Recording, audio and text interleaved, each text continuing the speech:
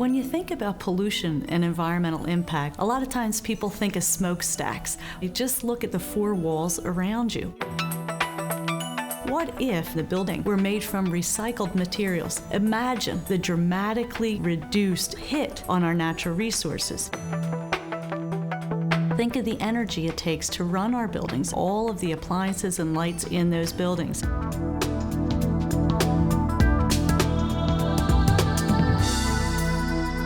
If we can reduce that impact, that's one of the best things we can do for all the people we share this planet with. Green, high-performance buildings are important for one major reason: people. Healthy, productive employees, healthy, productive children. It's not just the environment, it's the environment and economics. It makes business sense and it makes environmental sense. The Commonwealth has been a leader in the last years in developing green buildings and moving on energy efficiency. We can do more.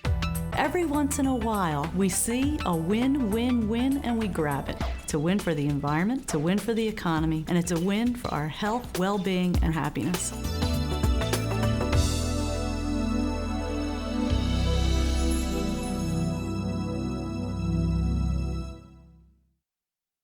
As we think about how to design new buildings, as well as we think about how to renovate some of our existing facilities, it stands to reason that we need to be paying attention to those things for a number of reasons. One, because they impact student learning directly. They have an effect. Two, because they can be cost effective in terms of how we handle it. And three, because they can be a teaching tool themselves. If I graduate from high school, I cannot believe how many days I'd be spending in school. That is so much time. Being in this school, the kids feel like this is their second home. They're the ones that are going to have to live in whatever environment is created today. A school building has an impact on the community and should have. With the older building, we get hot and sweaty just like the kids do. Teachers were becoming hoarse and children were having difficulty hearing. I've worked in schools where the windows couldn't be opened. In fact, in schools that had no windows. The only reason we're there for schools is the students. And I think we want to make the best environment we can for them to achieve their peak performance.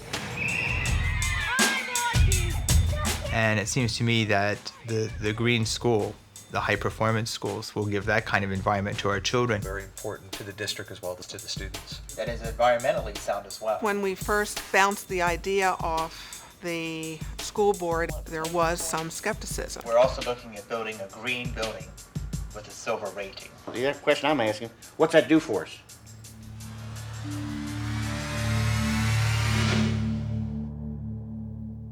High performance school focuses on the needs of the occupants, focuses on what's important to those occupants to help them perform at their peak.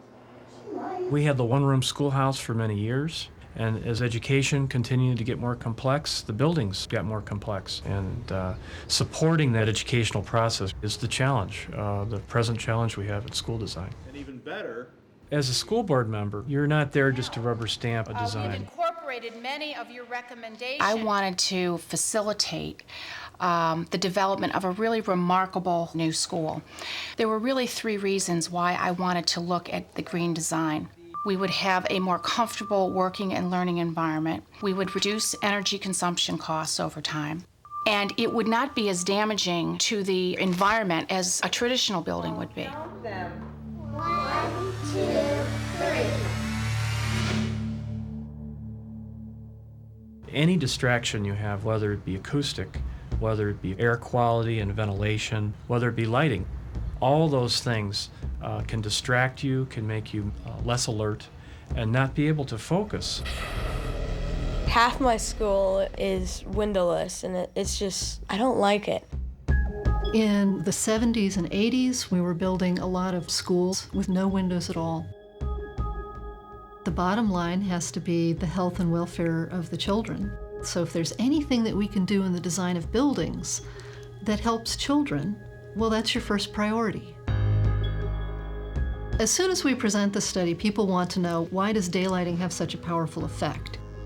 Most daylit classrooms are brighter. They have a continuous spectrum of light. It increases the visibility both for the students and the teachers. It enhances the color. It's a visually richer environment. When our architect shared with us that increasing the natural light in classrooms can increase student learning and in fact boost test scores by up to 26%, that was the hook for me. I wanted to do what was best for kids and for learning, and that sounded like a pretty significant impact. When we looked at how the average student was performing, we found that the students with the most amount of daylight were learning 20 to 25% faster on the standardized reading and math curriculums. Is the divisor the one outside the symbol? Everybody's familiar with the term sick building syndrome. And it's especially important in schools because the most vulnerable people in our society are the children. I have a lot of friends with asthma. I have one friend that's out every month or so. Parents find that children are having asthma much more frequently and that environmental aspects are really affecting them. You have off-gassing from various building materials. You have mold growth, you have disease that can sort of spread. All of that builds up. And of equal importance is carbon dioxide. If it gets to a certain level, kids get sleepy. Typically happens about 2 or 3 in the afternoon, or in schools a little earlier because they're occupied earlier. So ventilation is very important, getting fresh air. I call it fresh air architecture. Acoustics is the science of sound. You require very low background noise, which we happen not to have in this office at the time, and low reverberation. There's background noise right now from the outside of trucks dumping things right here. And there's a particular level at which I can speak above it without being loud. Sound it out, Caroline. Arithmetic tells you how many... If the conditions are right for understanding, you'll get learning. At that point where the kid gives up, it's gone.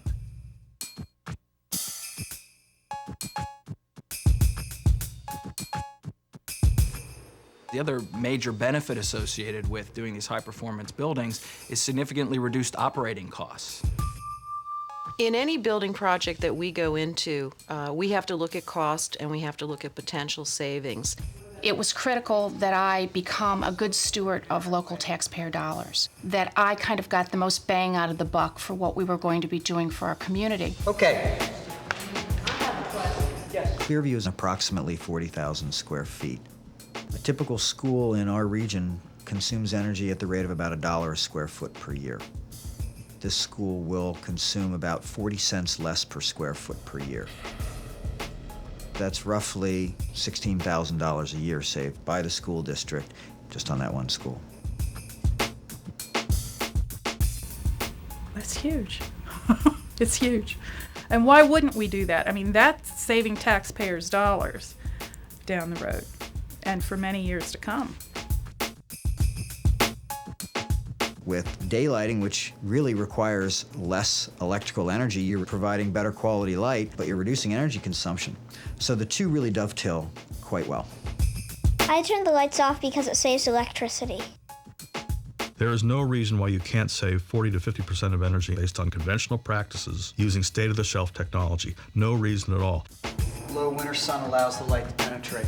If you can reduce operating costs in terms of energy and water savings and maintenance savings. There's a description from the energy audit. And you can do that with conventional first costs, it's almost a no-brainer. Look at some more, yeah. I had no idea for years about how it all related to each other. Where did the electricity come from? What's generating it? What's making it? I don't know. And we teach our children all sorts of things, but we must teach them to be good stewards of the environment. And what better way than to have them in a green school? The environment's important to me because, you know, we live in it. If it becomes destroyed, it would be really hard for us to exist. As we began to design the building, we wanted to put certain aspects of the environment into the building itself. So we wanted to make the building a learning tool. Everything from the compass rose to an outdoor environmental eco lab, which is an outdoor classroom, to the leaf prints on each of the doors that are native to Pennsylvania. Let's read it together. There are many facets of what we do as Christians, and the environment is a very important one of them. To catch the rain. That's why we have a school. That's why we worship the way we do. And that's why we have a great deal of concern about the environment and God's creation for the future. It's not enough just to teach our students to make ethical decisions. It's important to involve them and have them actually make those decisions. I think I get more queries from the kids concerning energy saving than I get from the adults. The kids are really concerned about lights being left on, about recycling. The kids are right there saying, well, it's about time. The children are learning about reducing the amount of water that you use, about the impact of the southern rays of the sun, about the different recycled products that are part of this school. I've already heard them being very impressed about our recycled tire flooring. We're not here to be environmental activists, we're here to be environmental educators, and we give the facts and allow students to form their own opinions. Do we have a pink water lily? Is there one? I saw one before. In the 70s, we had programs of blocking up windows because of the heat loss through those big panes of glass. So we covered them up. Now we have higher performance glass, double or triple thicknesses with air spaces between that insulate, so we're able to open the windows once again and bring the daylight in. The whole idea of being able to recycle and to recycle stone walls, which are irreplaceable today. Why not preserve those as assets for our future generations? One thing about St. Stephen's is that there is a sense of family, there's a sense of loyalty. If we're going to build in the city, we thought we should build something for the future. The school was in great need of classroom space. The plan was to put classrooms in the parking garage. Natural light is very important. Recycled materials. Lowering our operating costs long term, we'll put more money either for scholarships or for actual curricular instruction. We were able to consult with the architects and impact the fact that this would be a green renovation. The building was increased by 30% of the square footage. Every aspect of this building has been redone. For the kids who have lived through it, they can see the change in all the new facilities. The pool, the gymnasium, the weight room, the aerobics room. For the taxpayers, they got a building that can now be used not only by the students during the day, but by the community in the evenings and the weekends. We've opened the building up, we've cleaned it up, the faculty is ecstatic. You're trying to make the most conducive environment you can for the students for instruction to take place. We reduced the lighting load, so the HVAC system could be significantly reduced. It is projected that the energy costs will be reduced by 40%. What we're doing is saving the existing building, which has really nice big classrooms. It's kind of long and skinny, and it lends itself really well to daylighting, which we were able to do pretty successfully. Because we have dual exchange, we can pull in fresh air from outside as well as recirculate air inside. We would hopefully have fewer colds, fewer absences of both children as well as staff. And if our staff is here, we have more consistent instruction and we're not paying additional funds for substitutes. Set your pencil down. When we had the opportunity to build this facility, it was clear we wanted to make a statement. When you consider the older school, which was a very confined traditional space, this is like stepping into a whole new world, which it is. Early on, there was a commitment to recycled materials and low-emission products. We can let in both air and light, and it's just a much more pleasant atmosphere. The boys came the first day, and they're like, you have to come to the boys' bathroom. And I'm like, guys, you know what? We already did the mutual tour. Things like waterless urinals, automatic faucet controls consume, in this case, more than 30% less water than a conventional building. The first goal was to site the building so that it could capture natural daylight. And the building elements, the brick and the roof, are long-lasting and low maintenance. We supplied the right amount of air and the lowest level of toxins to the spaces. We made sure that the lighting was appropriate, that the acoustics was as good as it could be in a classroom. We put heat pumps in every classroom, and we made sure that the units where they were installed weren't in the classroom. They're actually in a cement block chamber to the side of the classroom, so noise from the units running would not filter into the classroom. We're running at about 30% less energy levels than a conventional building. We feel we're going to save between $40,000 and $50,000 a year on fossil fuels and obviously not pollute the environment. I think the biggest opportunity is that it has a presence that will generate revitalization of the surrounding area. We have these degraded neighborhoods that, to me, it was just so great to create a school that I thought would be a gift for these children. And so we wanted to create 2 courtyards that would be the entry places for the children, and they would enter through the neighborhood as opposed to the big street of 4th and Lehigh. They would pass through into the school, and then that would become the connective spine that would be all glass, so that as they walked through and changed classes, they could look out over the treetops and see green. We used sun shading devices to amplify the light inside the classrooms, tall ceilings that used the minimum of electrical lighting. Already, people have noted that something different is happening.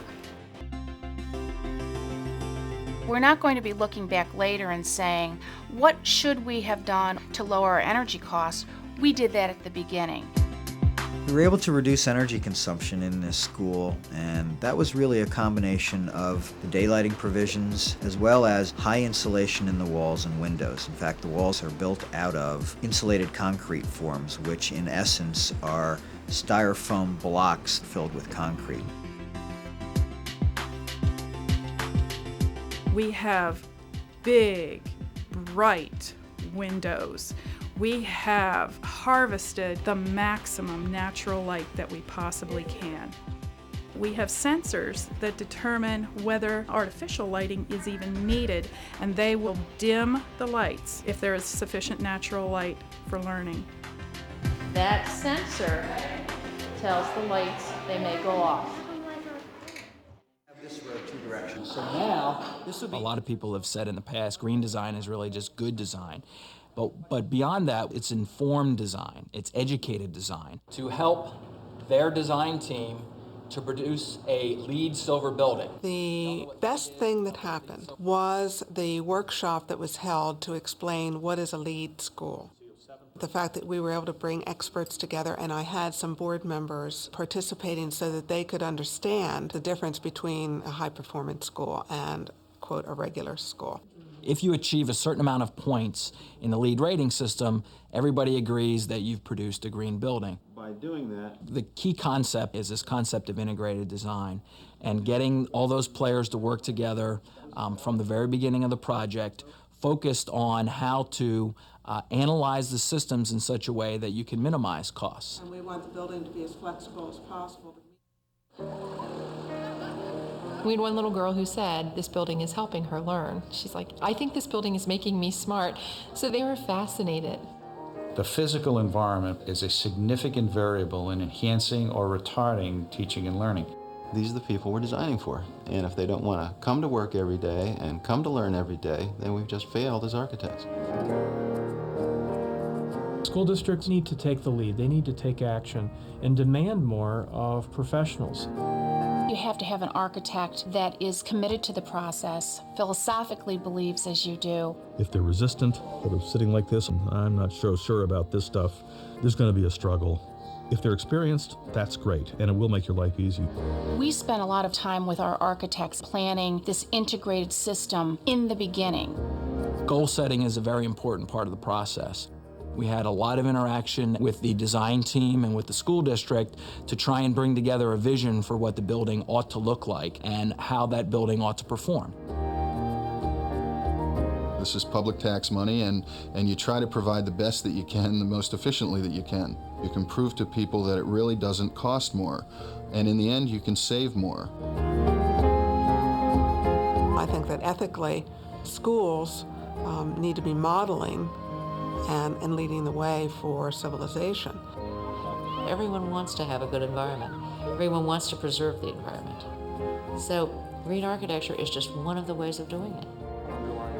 Frankly, I can't understand why anyone would build a school that wasn't a green design building. It just doesn't really make any sense.